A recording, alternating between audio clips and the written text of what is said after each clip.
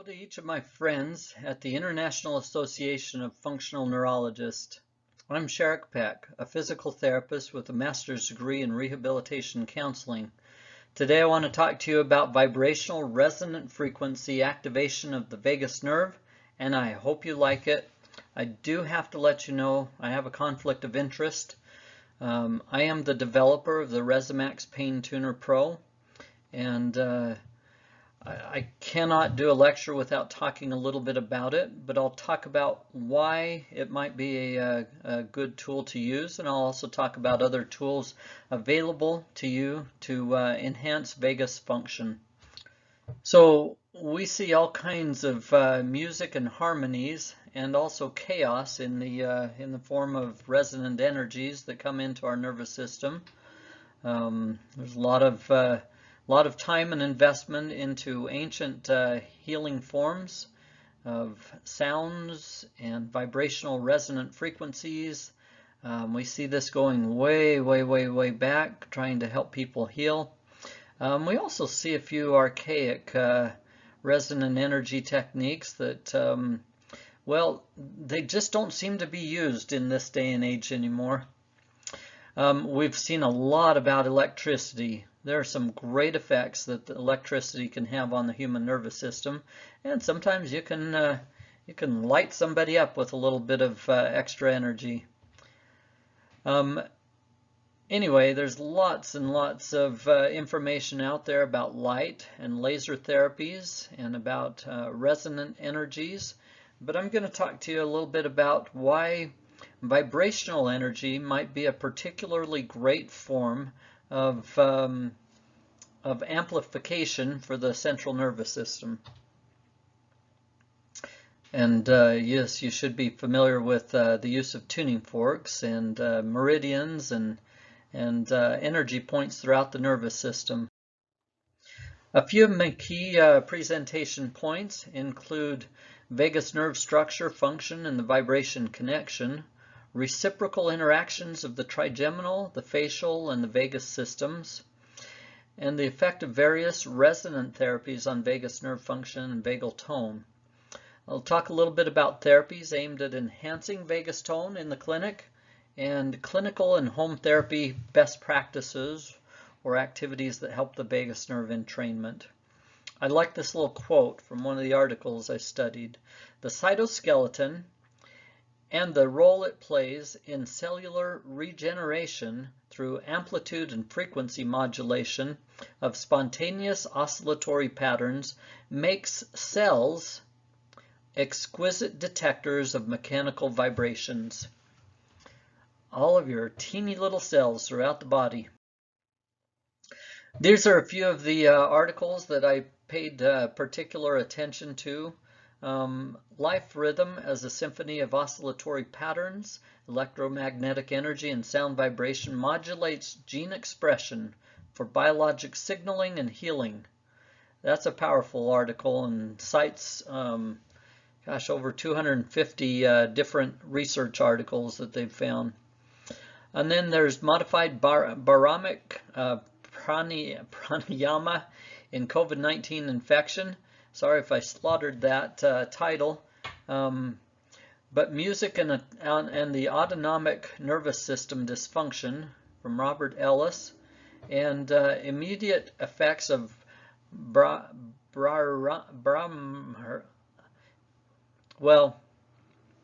let's just say that there's a lot of great articles that I've been studying to try and bring excellent information to you here in this presentation. I love a good story. How many of you know what this little graph and this gentleman, what their contribution is to our modern knowledge of neurotransmitters? This is Otto Lowy, and fascinating story about how Otto in 1920 had this dream one night and woke up at 3 o'clock one morning and scribbled down a bunch of notes about his dream. And when he woke up later in the day, he couldn't even remember what he had written, but it bothered him all day long. And the next night he woke up again at 3 o'clock in the morning, and instead of trying to rely on his memory and his written notes, he got up and performed this experiment. The experiment essentially was taking a frog and cutting the frog open, taking out its heart or one of its hearts, attaching a vagus nerve stimulator to the heart, and then clipping the vagus nerve so that it didn't have an attachment to the heart, but it still had the ability to stimulate this vagus nerve. And then he took it further by hooking a little tubule to another beaker and stuck another frog's heart inside of it. So both frogs had their blood vessels and everything else intact. One had the vagus nerve intact, but it wasn't receiving stimulation. The other was receiving stimulation and had the vagus nerve severed. Interestingly, what they found was when you stimulate the vagus nerve, it will calm down the racing heartbeat. Acetylcholine was the chemical that they found. Well, just a couple of details about that story. This is a Jewish German biologist, and he had that dream. In 1936, he was awarded the Nobel Prize along with Sir Henry Dale of Great Britain for their, I would say, co-conspirator, but no, really, they just worked together to try and understand this vagus nerve functioning and acetylcholine. But in 1938, he was arrested by Hitler's forces along with his two younger sons. They were abused quite a bit, and internationally, because here was a man who had won the Nobel Prize in medicine, there was a huge uproar. And so Hitler's side decided to release him if he would forfeit his Nobel Peace Prize money and all of his possessions. And so they let him go and sent him over to England. Well, Sir Henry Dale, who had won the prize with him, he arranged for them to come over and stay with him for a few weeks while they got settled. And he took his half of the Nobel Prize winnings or earnings, and he took those and gave them as a gift to Otto Lowy to help him get back on his feet. Well, in 1940, he immigrated to the U.S. and became a well-known researcher at New York University Medical School, consulted with an awful lot of scientists and researchers, and contributed greatly to our knowledge of the human nervous system. I love that story about Otto Lowy because it has a very important component that deals with us right now.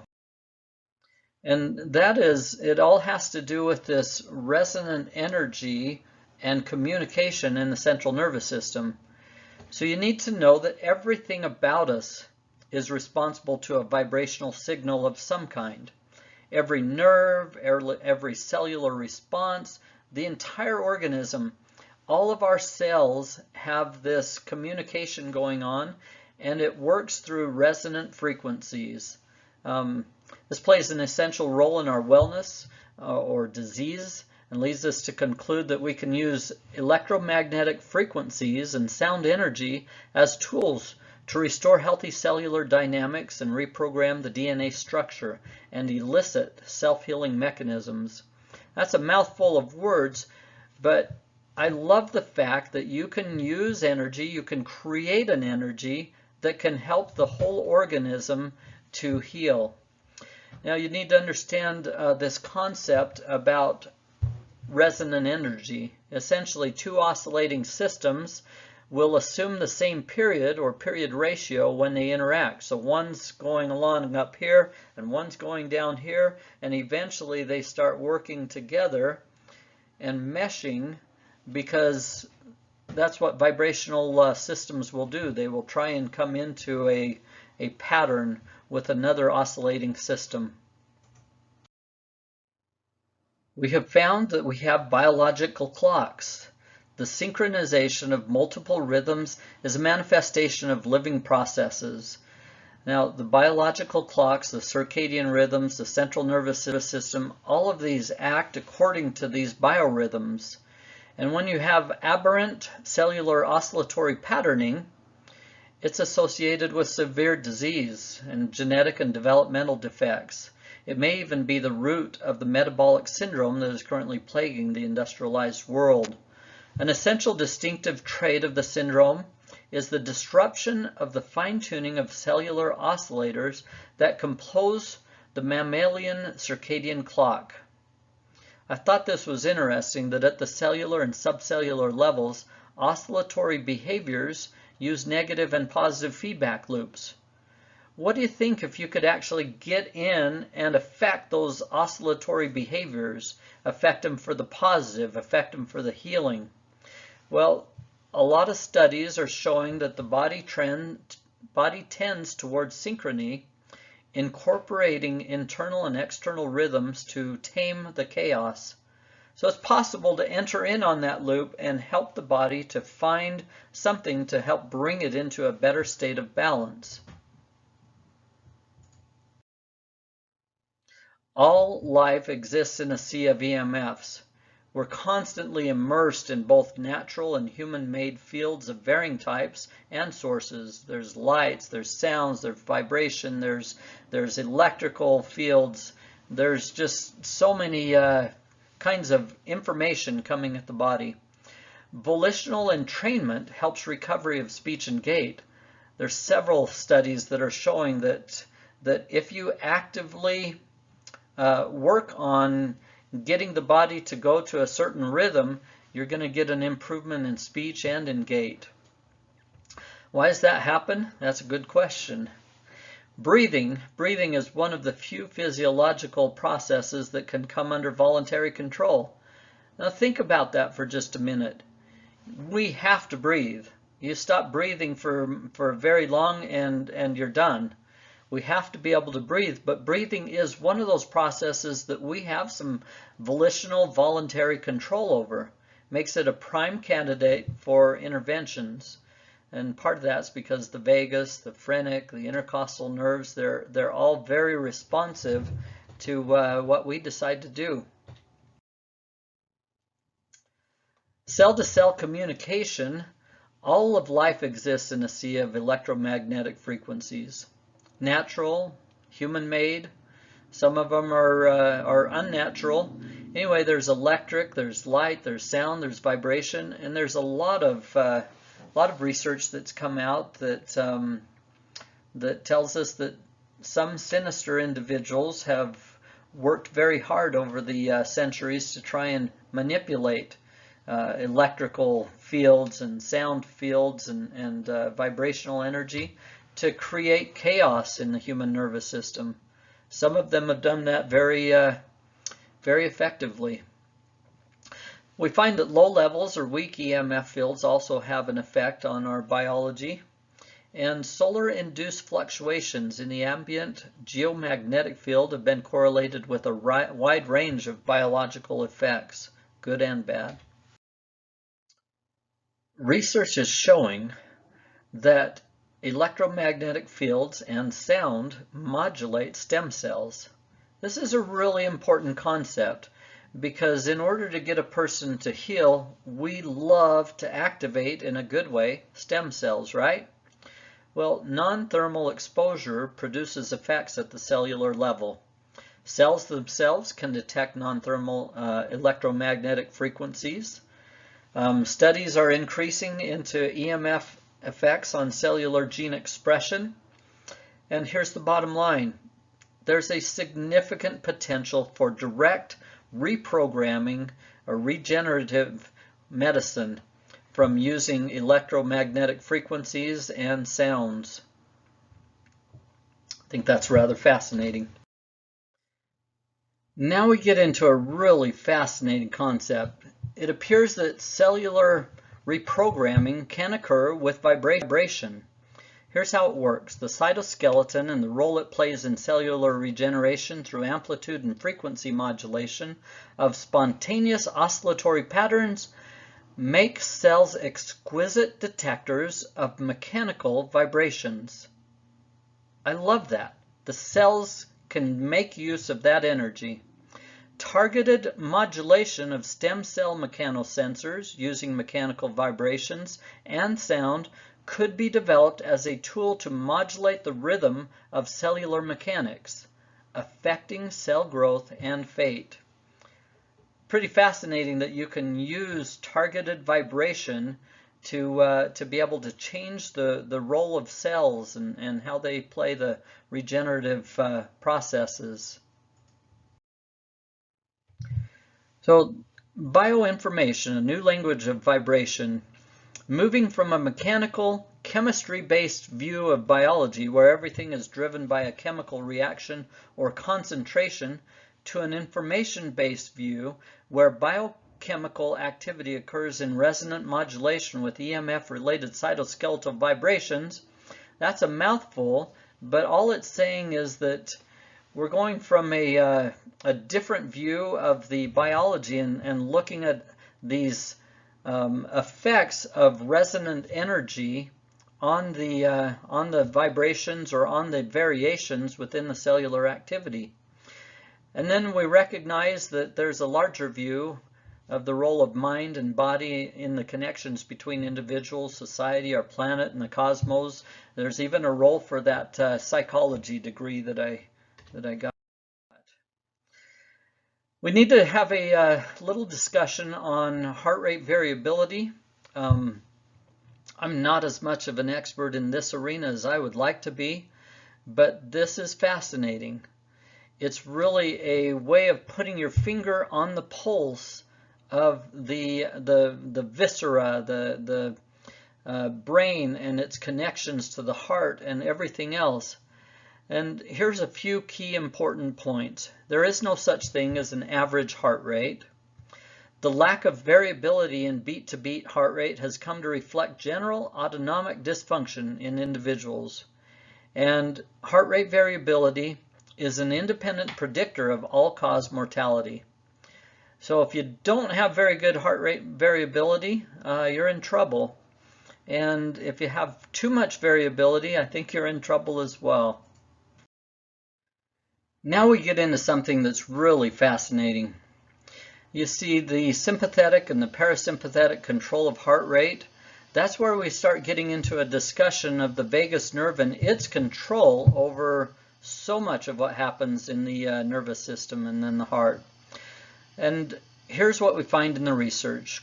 Chronotropic, or the timing of the heartbeats, control of the heart is achieved via the autonomic nervous system control over the heart. And under resting conditions, the peripheral nervous system dominates cardiovascular physiology by direct innervation of the heart via the vagus. I love it when they start realizing what the power of that vagus nerve is. The peripheral nervous system exerts a tonic inhibition over the heart via the vagus. And it gets really complex from there, the map of the descending and the ascending loops and the bidirectional links. But they link up the cortical, the midbrain, the brainstem structures and get everything coordinated, which is extremely important for us to be able to function. And it doesn't take much sometimes to put that out of balance, does it? Well, there's a new paradigm. We find that there's a subtle biofield information processing system that's evident in functioning of our nervous system, a subtle biofield of information.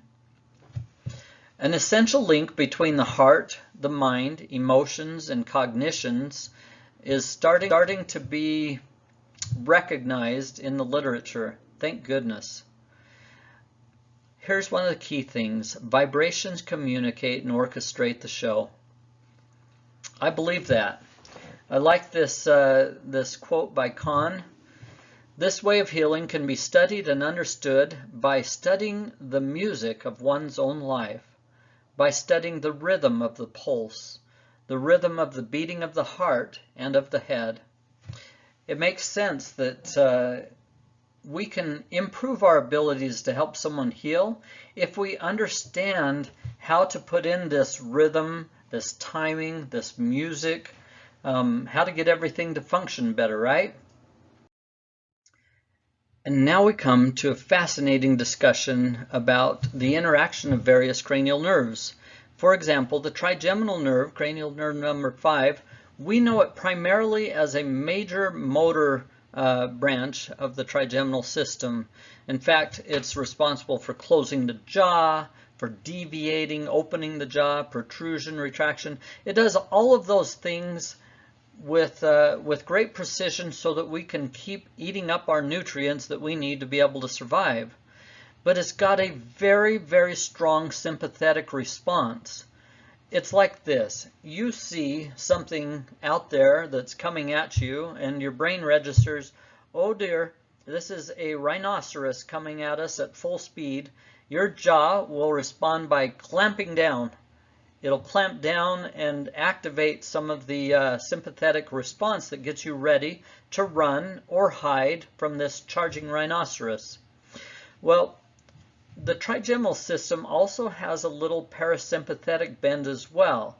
In fact, we see that the postganglionic neurons of the parasympathetic ganglia travel with branches of the trigeminal nerve.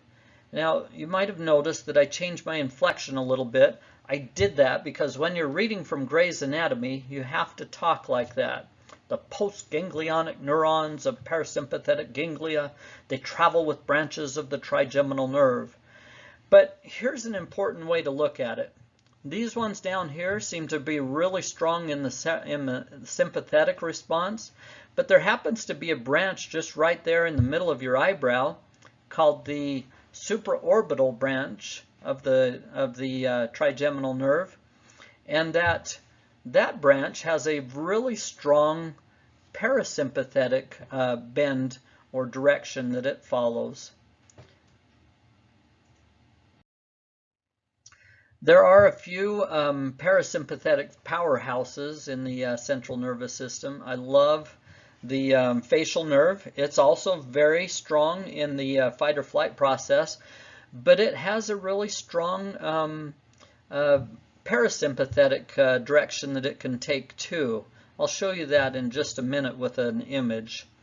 Now, cranial nerve number 8, the vestibular cochlear, real important role in determining sounds and messages coming in and vibrational frequencies that help the brain to determine if it should be in fight or flight or if it should calm down. So it's going to have both directions there.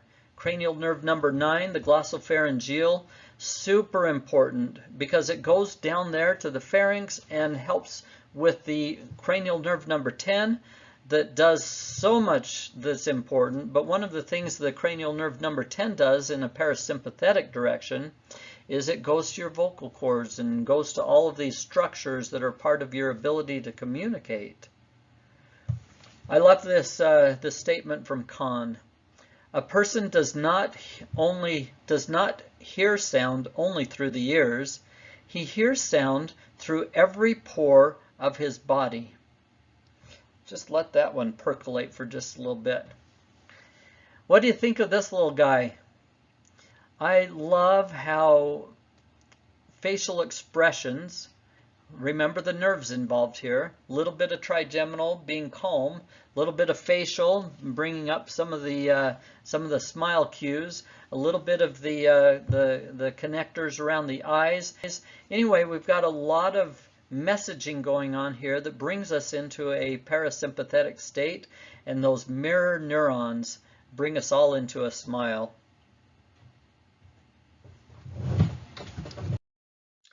So now let's have a discussion about that marvelous vagus nerve. It does so many great things for our central nervous system. It modulates inflammation. How many of us are trying to modulate inflammation for our clients? Strengthens the memory. Boy, do some of us need that more than others. My memory has been affected for years and years. I have to put things in long-term memory because my short-term memory took quite a hit when I suffered a stroke in my teenage years. Vagus nerve helps you breathe. Increases your salivation. I think that's important to the digestive process, don't you? It controls that relaxation response. Inhibits depression. How does it do that? Well, it regulates our serotonin production. I think serotonin's a beautiful substance, and we definitely need good, fresh, beautiful new serotonin on a regular basis. Well, vagus nerve can help regulate that production. 3 times more afferent fibers than efferent fibers. This is really important. You might say that the vagus nerve has constantly got its finger to the wind, trying to test the directions and what's coming at us. That's very important. Visceral afferent information is relayed. You might think of that as, I've got a lot of information coming from my gut. Well, it takes information, the limbic, the forebrain, the cortical regions. Remember, it's got a lot more afferent fibers taking messages up to the brain than it does those efferent motors saying, here, do this.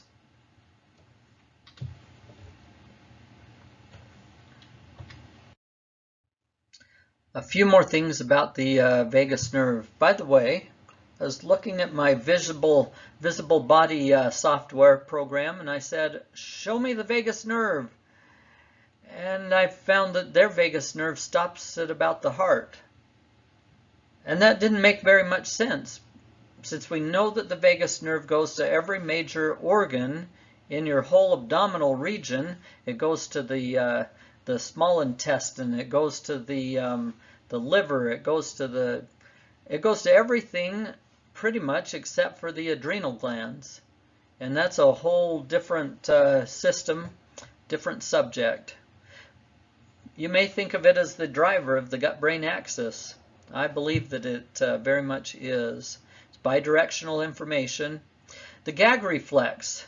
This is a cool thing. The vagus nerve is responsible for the gag reflex.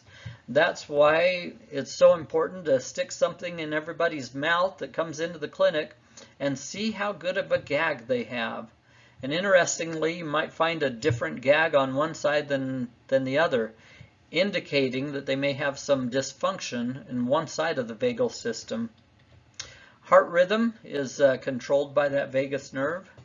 Helps regulate blood pressure, regulates stomach acid, and of course, your vocal cords, a direct branch of the vagus nerve, the recurrent laryngeal branch, such an important and beautiful thing for us to be able to use that information to cue the brain and the nervous system and the cellular cytoskeleton functions that they can get into a better rhythm and promote healing.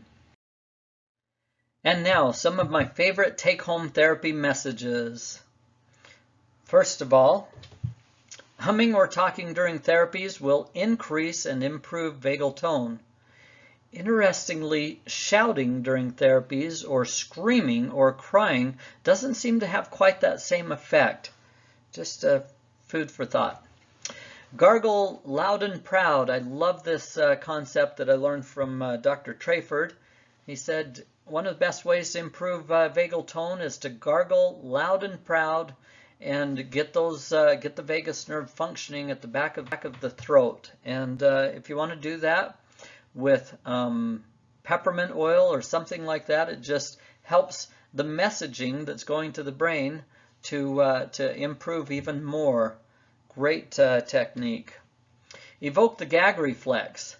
Interestingly, you can use vibration for that too. So usually, we just go in and we kind of tickle the back of the throat to evoke that gag reflex.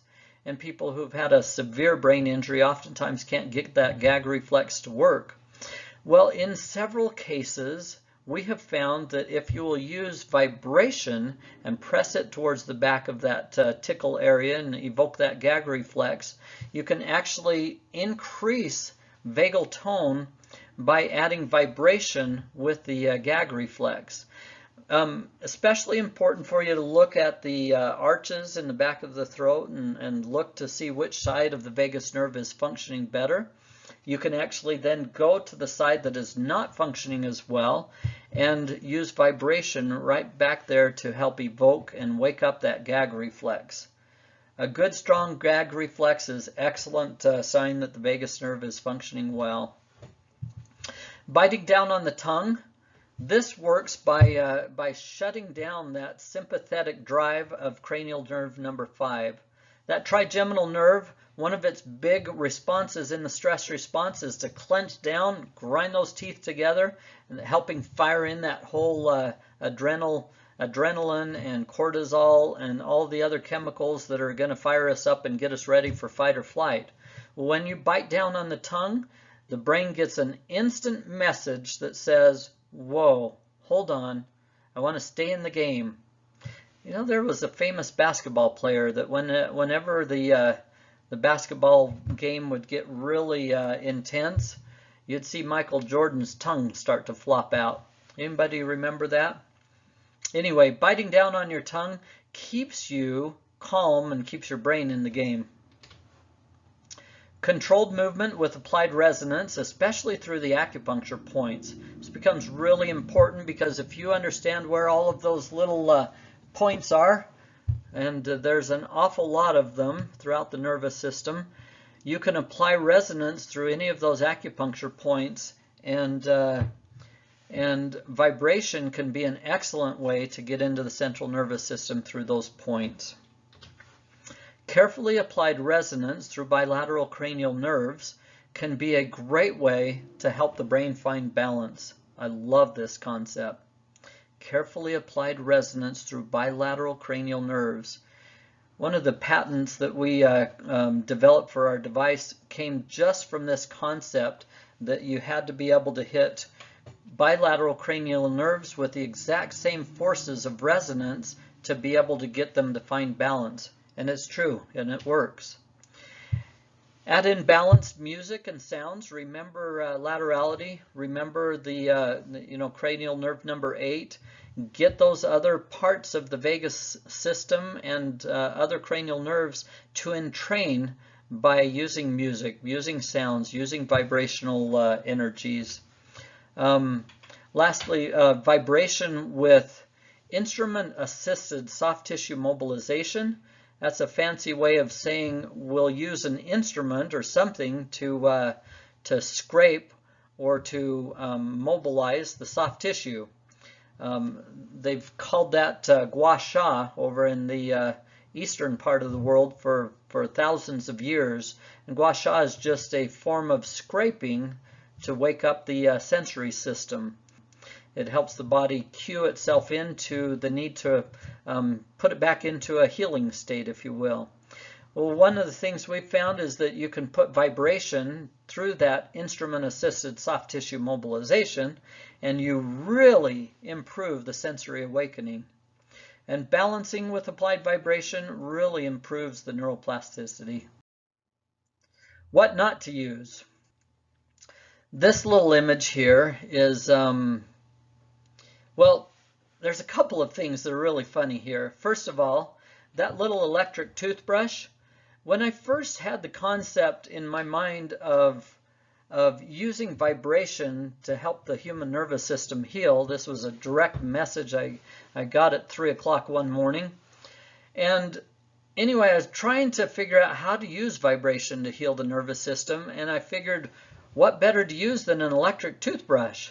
And so I picked up these electric toothbrushes at the dollar store, and I'd snap the head off of them and then apply them to various points on the nervous system. And like any good scientist, I'd watch the effect that that had on people. Well, I soon learned that a vibrating toothbrush doesn't resonate at the right level for hardly anybody, but it does a great job of cleaning the teeth. It will work on a small child, and it will work on sensitive females. So if you have an individual that is super sensitive, you might want to start with just a very inexpensive dollar store toothbrush. Just snap the bristles off so nobody wonders what kind of therapy you're using. And then we have this this little system that's I don't know if you can tell. I know you can see this face right here. This is, that's all the copper windings from this particular vibration motor. Some of you may have seen this vibration device before. You can get it for, about $22 or so. But the way this works, it just has these 3 prongs of metal here, with the inside of that wrapped with copper coils. I wanted to know how many copper coil windings are in one of those so I could understand how much energy they're putting into it. And that's where we took one apart to make this cool little facial mask. Anyway, there's about 2,300 some odd windings of copper around this little device. And what it does is allows you to throw energy into the essentially you create a magnet. And on one end of it, you'll see over here we have this little armature, and then we have a little jackhammer piece. So in essence, what this machine does is says right polarity, or excuse me, positive, negative, positive, negative, positive, negative, and by switching back and forth really rapidly, you end up getting this little jackhammer effect. Well, that can feel really good, and it can help you reduce the sensation of pain. It can help with the lymphatic system. But it also creates a bit of a problem when we try and get the nervous system to communicate better. The reason is this: when you take a tap, tap, tap jackhammer approach to the nervous system, and yet all of the cells use this rotational communication pattern, you're sending in a bit more chaos into the system. Now, sometimes chaos can help interrupt a pattern that's been happening. We found that. I've used thousands of these little devices on people to be able to see that it will interrupt a migraine headache. It'll interrupt a painful pattern. The problem is the brain doesn't learn how to use that information to put it back into a healing state. Now, you might recognize these pieces together a little bit more if I show you this picture. There's a well-known company that makes this device, and you'll find that an awful lot of people own them, but they never seem to help a person find their way to heal. Enough said about that. I thought I would show you what it takes to create a really good type of vibration. And if you're not sure what kind of device you're using in the clinic, just take one of them apart and you'll be able to see very quickly. You see, this spinning mechanism of a motor with a controlled amount of power through it can set up a resonant energy pattern in the nervous system.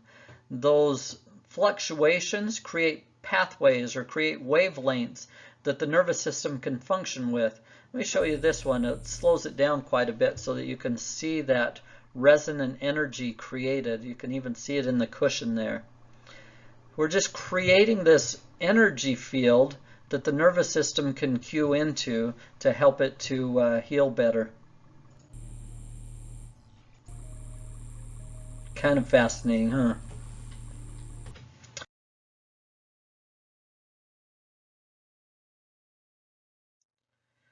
So a few of the home therapies that I find extremely helpful is all of the primitive reflex exercises that you do or that people do in the home can have vibrational resonance applied and enhance or improve the effects. In part, that's because of all of the interaction that the cerebellum does with vibrational resonant energy.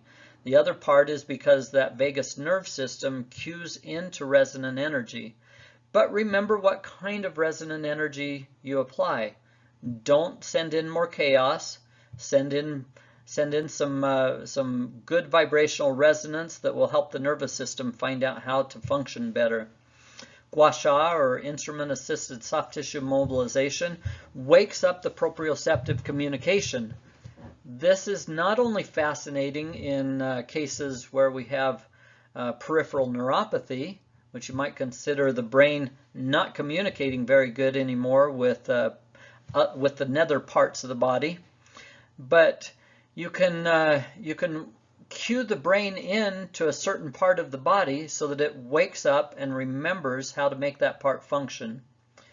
Then there's hand-eye coordination, balance, metronome, and resonance, which helps speed up the brain's ability to process all of that information. Cranial nerves. This really is the best entry into the brain. So one of the favorite techniques that we have found is using bilateral stimulation through that primarily that trigeminal system in the mouth, so that you calm it down, allowing the vagus nerve to function much better. Now, a couple of years ago, I had a tremendous conversation with Dr. Michael Trayford that just changed my life. He said, this device that you've created, there are all kinds of brilliant practitioners all over the world that would love your device if you can show it to them and help them to see how it could help them. He suggested that I attend the IAFNR conference in Las Vegas, and I did. And I found a wonderful, receptive audience of people that understood what the device was that we had been inventing for years. But here are a few of the uses of our device. We have a lot of professional singers on Broadway that use it for very important reasons, of course. Love seeing the work that it does with cranial nerves.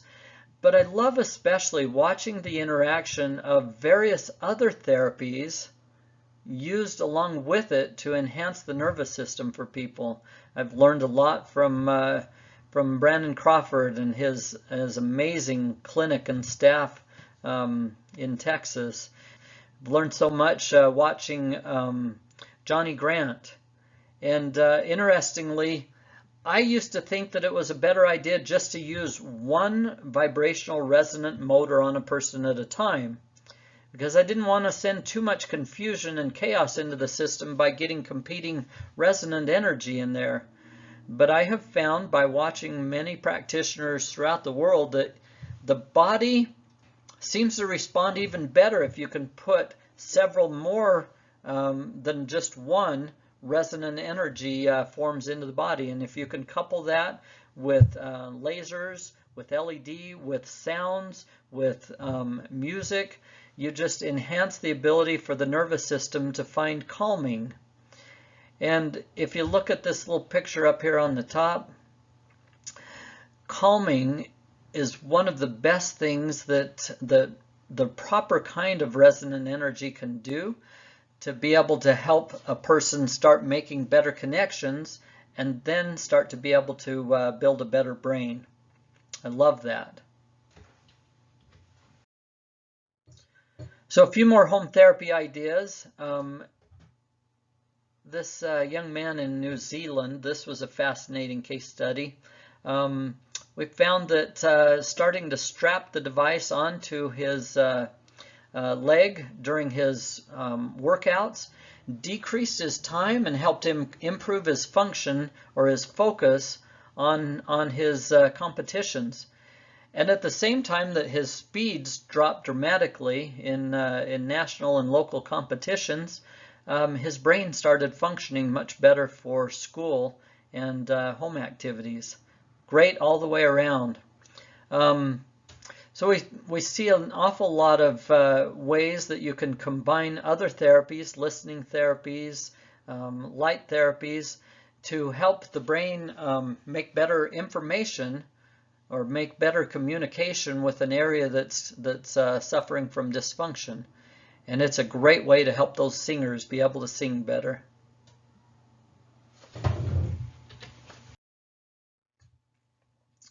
I love the home therapy ideas that many of you practitioners are providing for the rest of us. I love the fact that I can click on Instagram or YouTube and watch practitioners nearly every day sharing with us some of the ways that that they use resonant energy to be able to get the brain functioning better and take away some of the chronic pain people are dealing with. I love how you can combine the eyes and other therapies to activate the brain better. I love how you can increase proprioceptive communication by sending resonant energy all the way up to the brain from the farthest reaches down here. This is enhanced even better by scraping the feet and toes for a couple of minutes before you strap these devices on, so that the brain and its connections are very strong as you move through that process. Love watching our friends over in the UK showing many ways that they use some of these devices to help increase core strength and improve function there. And some more of our friends over in New Zealand, finding ways to help the body respond, attaching these, to the arm, to the leg, on the weak side of the body, and helping the brain make more connections, so that soon we see a decrease in drooling. We start seeing an improvement in the use of speech and in concentration and the ability to engage with others in the world around us. I want to play this little clip here if I can. So, a year ago, I was in a catastrophic accident on Sunnyside Hill on my bike going 50 miles an hour, and then 50 miles an hour to zero. It doesn't do very well for the spinal cord, so I am a paraplegic. I've been using the Resi for different things for the last 6 months, and it's just unbelievable in the variety of ways that it helps. Like, there's just no way that I would be where I am now if I wasn't introduced to it. It's just linking those parts that you don't know where it's broken, and you're just working on things all the time. There's just no way that I would be walking this way now. So it's definitely been nothing short of a miracle in my case. I'm not a very impressive paraplegic because, you're not supposed to walk apparently. That was never going to work for me.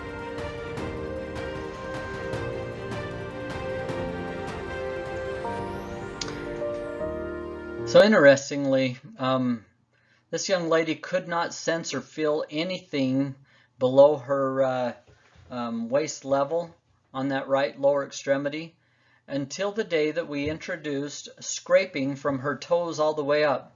She said that it hurt like crazy, but she was able to immediately start sensing and feeling the muscles and the structures down at her ankle, down at her toes, and immediately started to be able to get muscle fasciculation, and over time has been able to improve that tremendously, as you can see there. And then there's my mom. She is such a sweetheart.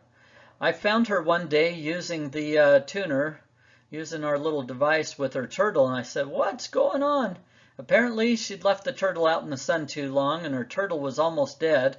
But she found that if she would put the resonant frequency right next to the dish, that it would send those messages through the water, and her turtle in no time perked right up. And I just thought maybe I should show you my mom. She's such a sweetheart. And now we come to my favorite part. This is my crew. I think we're missing one of our children here. We have 7 children, and one of them was in the Philippines when we took this picture. We've learned an awful lot of information from that cat that my oldest son is holding.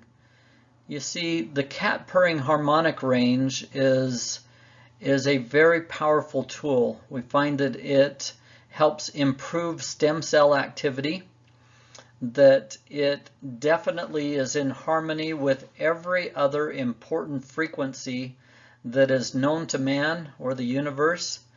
And we took that cat purring harmonic range and built that into a transmission system that can then be applied to the human body or animal body and help bring it back into balance.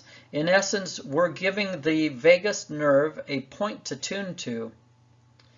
And of course, your vocal cords and all of the structures around your throat here with that very strong vagus input make it a beautiful area to use resonant vibrational energy for all kinds of helps.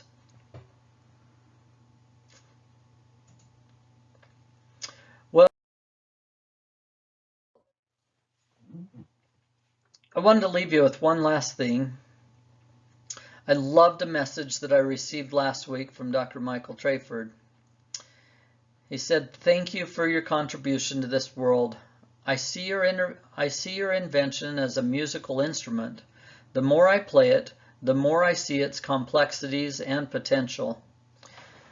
Now, there are all kinds of devices and things that vibrate.